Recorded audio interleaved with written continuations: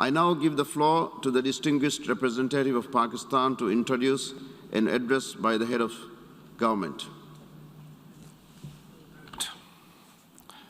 Mr. President, I have the great honor to introduce a recorded statement by His Excellency Mr. Imran Khan, the Prime Minister of the Islamic Republic of Pakistan. Bismillah ar-Rahman ar-Rahim. Iyaka na'budu wa iyaka nasta'in. Mr. President, I congratulate you on assuming the presidency of the 76th session of the General Assembly. I also wish to express appreciation for the significant achievements of your predecessor, Volkan Bozkır, who guided the Assembly skillfully under the difficult circumstances imposed by the COVID-19 pandemic. Mr. President, the world is facing triple challenge of the COVID-19, the accompanying economic crisis, and the threats posed by climate change. The virus does not discriminate between nations and people, nor do the catastrophes imposed by uncertain weather patterns. The common threats faced by us today not only expose the fragility of the international system, they also underscore the oneness of humanity.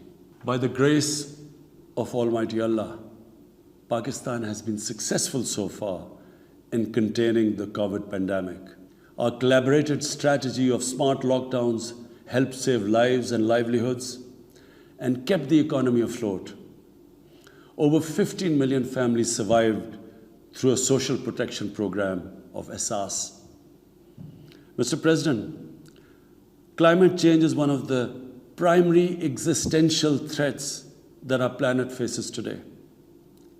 Pakistan's contribution to global emissions is negligible, yet we are among the 10 most vulnerable countries to the effects of climate change in the world. Being fully aware of our global responsibilities, we have embarked upon game-changing environmental programs, reforesting Pakistan through our 10 billion tree tsunami, preserving natural habitats, switching to renewable energy, removing pollution from our cities, and adapting to the impacts of climate change.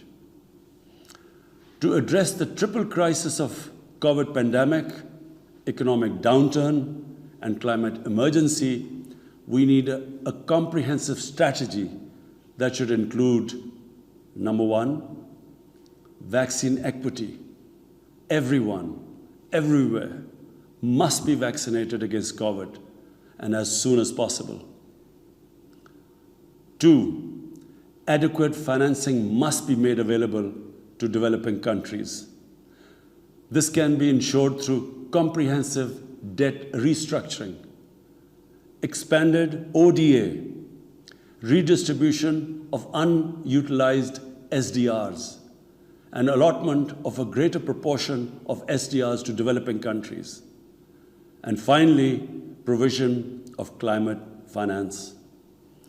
Three, we must adopt clear investment strategies which help alleviate poverty, promote job creation, build sustainable infrastructure, and of course, bridge the digital divide. I propose that the Secretary General convene an SDG summit in 2025 to review and accelerate implementation of sustainable development goals. Mr. President, because of the plunder of the developing world by their corrupt ruling elites, the gap between the rich and the poor countries is increasing at an alarming speed. Through this platform, I've been drawing the world's attention towards the scourge of illicit financial flows from developing countries. The Secretary General's high-level panel of financial accountability, transparency, and integrity called the FACTI panel has calculated that a staggering $7 trillion in stolen assets are parked in financial haven destinations. This organized theft and illegal transfer of assets has profound consequences for the developing nations. It depletes their already meager resources, accentuates the levels of poverty, especially when laundered money puts pressure on the currency and leads to its devaluation. At the current rate, when the FACTI panel estimates that $1 trillion every year is taken out of the developing world, there will be a mass exodus of economic migrants towards the richer nations. What the East India Company did to India, the crooked ruling elites are doing to the developing world, plundering the wealth and transferring it to Western capitals and offshore tax havens. And Mr. President, retrieving the stolen assets from the developed countries is impossible for poor nations.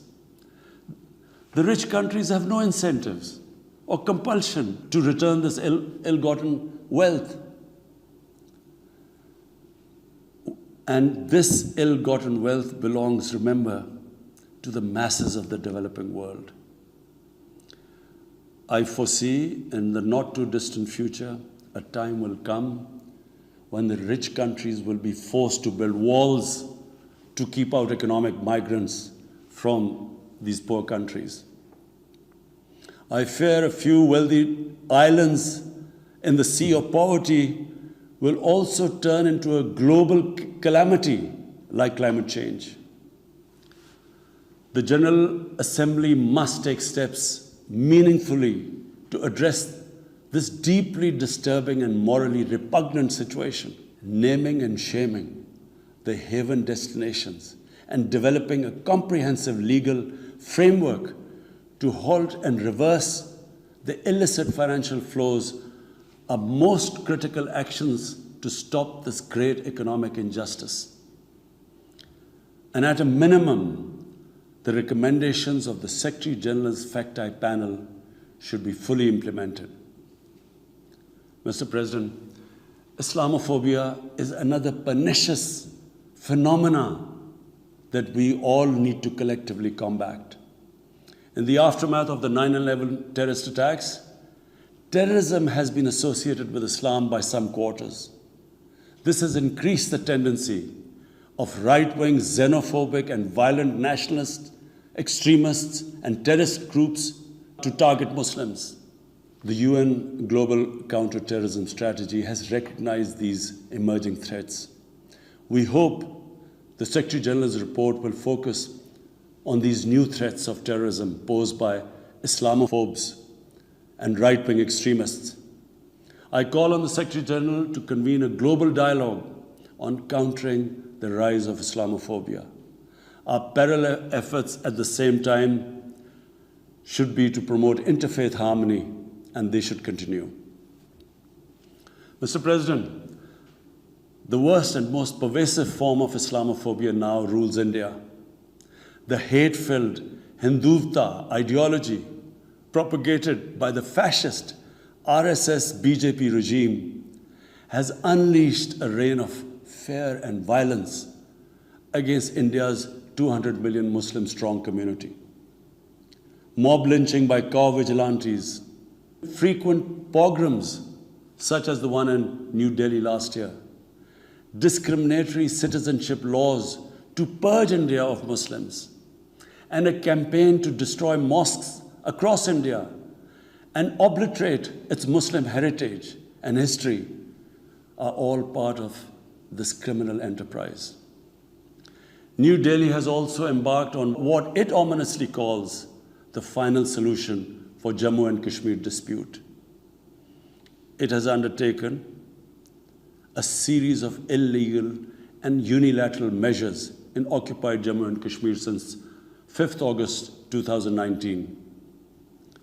It has unleashed a reign of terror, by an occupation force of 900,000.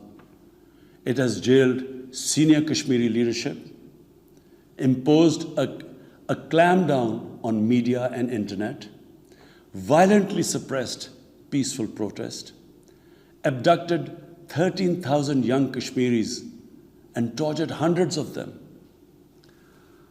It has extrajudicially killed hundreds of innocent Kashmiris in fake encounters and imposed collective punishments by destroying entire neighborhoods and villages.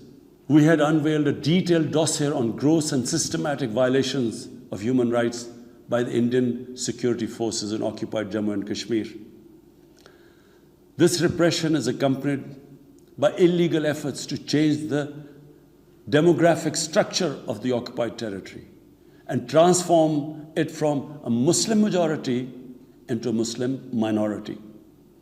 Indian actions violate the resolutions of the United Nations Security Council on Jammu and Kashmir. They clearly prescribe, the resolutions clearly prescribe that the final disposition of the disputed territory should be decided by its people through a free and impartial plebiscite held under the UN auspices. India's action in occupied Jammu and Kashmir also violate international human rights and humanitarian laws, including the Fourth Geneva Convention, and amount to war crimes and crimes against humanity. It is unfortunate, very unfortunate, that the world's approach to violations of human rights lack even-handedness and even are selective. Geopolitical considerations or corporate interests, commercial interests, often compel major powers to overlook the transgressions of their affiliated countries. Such double standards, and the most glaring in case of India, where this RSS BJP regime is being allowed to get away with human rights abuses with complete immunity. The most recent example of Indian barbarity was the forcible snatching of the mortal remains of the great Kashmiri leader, Sayyid Ali Shah Gilani, from his family, denying him a proper Islamic funeral and burial in accordance with his wishes and the Muslim tradition. Devoid of any legal or moral sanction, this action has been against the basic norms of human decency. I call on this General Assembly to demand that Sayyid Gilani's mortal remains be allowed to be buried in the cemetery of martyrs with the appropriate Islamic rites. Mr. President, Pakistan desires peace with India as with all its neighbors. But sustainable peace in South Asia is contingent upon resolution of the Jammu and Kashmir dispute in accordance with the relevant United Nations Security Council resolutions and the wishes of the Kashmiri people. Last February, we reaffirmed the 2003 ceasefire understanding along the line of control. The hope was that it would lead to a rethink of the strategy in Delhi.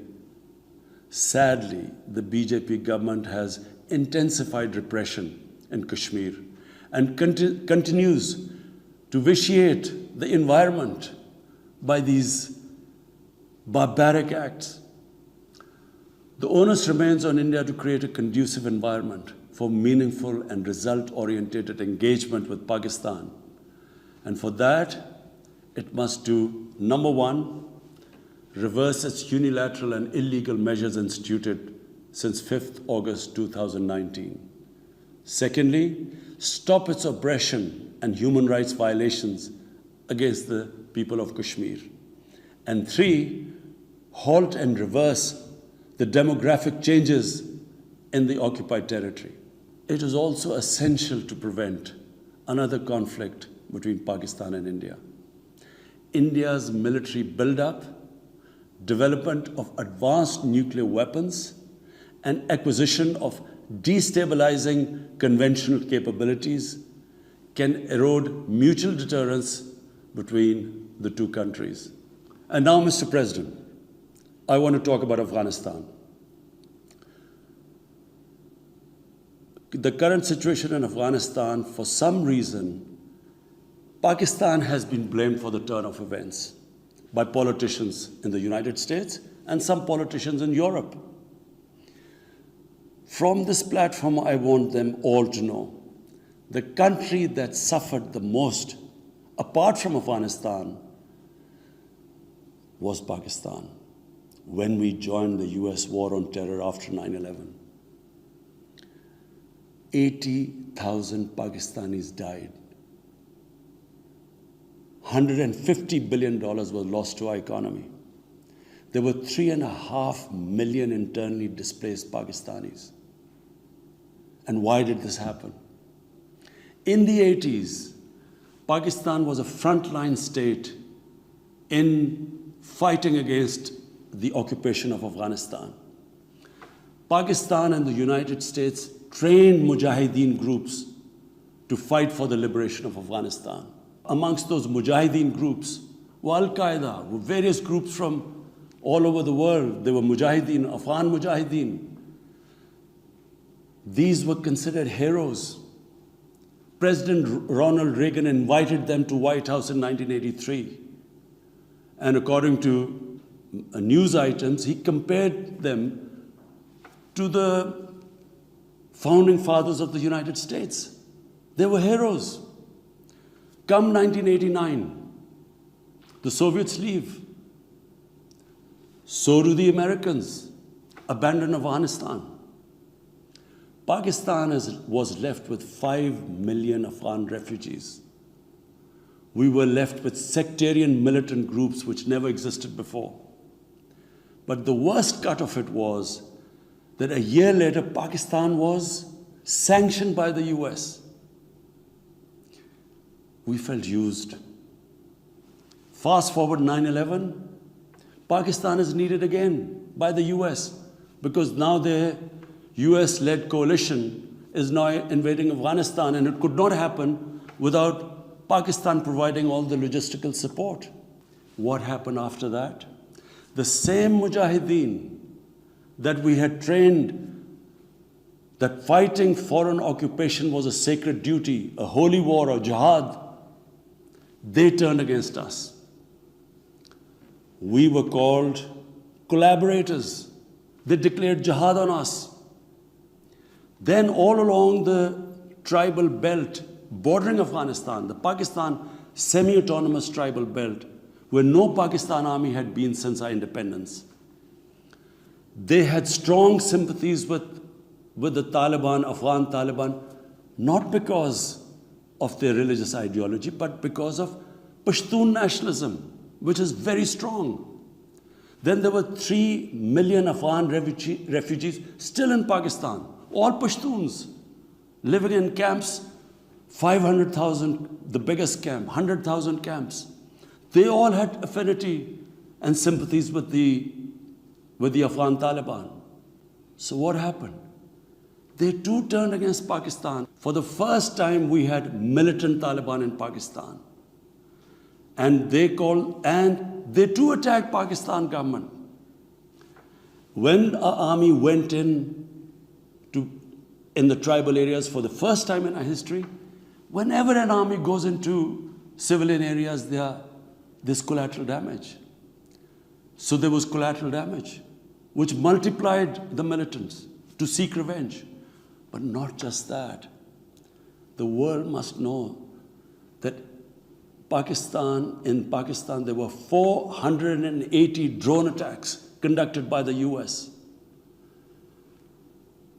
480 drone attacks. And we all know that drone attacks are not that precise. They cause more collateral damage than the militants they are targeting. So, who did the people whose relatives were being killed? Who did they seek revenge? Against Pakistan. Between 2004 and 2014, there were 50 different militant groups attacking the state of Pakistan. At one point, people like us were worried that will we survive this? There were bombs going all over Pakistan. Our capital was like a fortress. Had it not been for one of the most disciplined army in the world and one of the best intelligence agencies in the world, I think Pakistan would have gone down. So when we hear this at the end, there's a lot of worry about in the US about taking care of the people who helped them, the interpreters and everyone who helped the US. What about us? The only reason we suffered so much was because we became an ally of the US, of the coalition in the war against Afghanistan, where there were attacks being conducted from Afghan soil into Pakistan. At least there should have been a word of appreciation. But rather than appreciation, imagine how we feel when we are blamed for the turn of events in Afghanistan. After 2006, it became apparent to everyone who understood Afghanistan's history that there would be no military solution in Afghanistan. I went to the US, I spoke to think tanks, I met at the time Senator Biden, Senator John Kerry, Senator Harry Reid. I tried to explain to them that there would not be any military solution and political settlement was the way to go forward. No one understood then. And unfortunately, in trying to force a military solution is where US went wrong. And if today,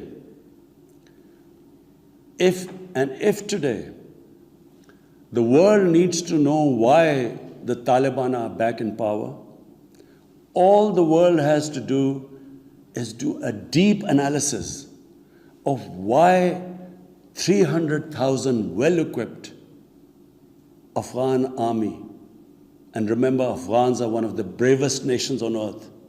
Why did this 300,000 Afghan army give up without a fight?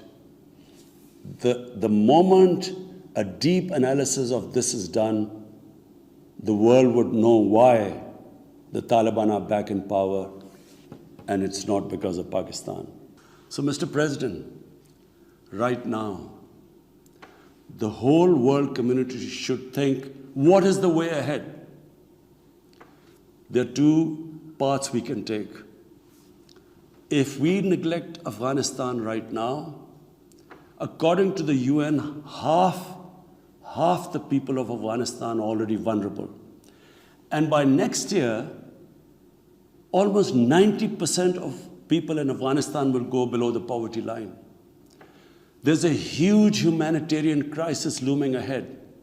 And this will have serious repercussions, not just for the neighbors of Afghanistan, but it will have repercussions everywhere if a destabilized, a chaotic Afghanistan again becomes a safe haven for international terrorists. The reason why the US came to Afghanistan in the first place. So therefore, there is only one way to go. We must strengthen this current government, stabilize it, for the sake of the people of Afghanistan. What have the Taliban promised? They will respect human rights. They will have an inclusive government. They will not allow this soil to be used by terrorists. And they have given amnesty. Now, if the world community incentivizes them, encourages them to walk this talk, it will be a win-win situation for everyone. Because these are the four things that in Doha, when the US was talking to the Taliban, these were the conditions the dialogue was all about.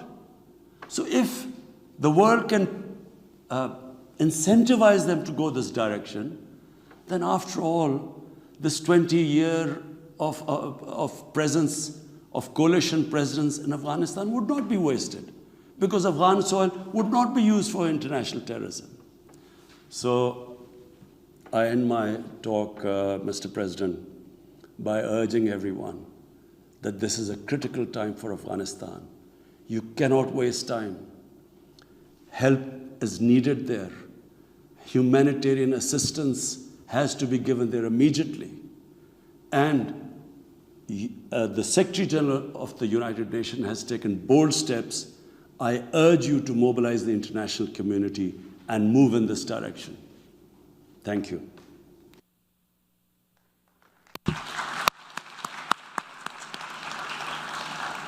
On behalf of the General Assembly, I wish to thank the Prime Minister of the Islamic Republic of Pakistan for the statement just made.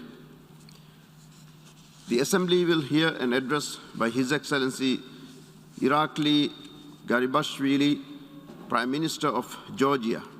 May I request protocol to escort His Excellency.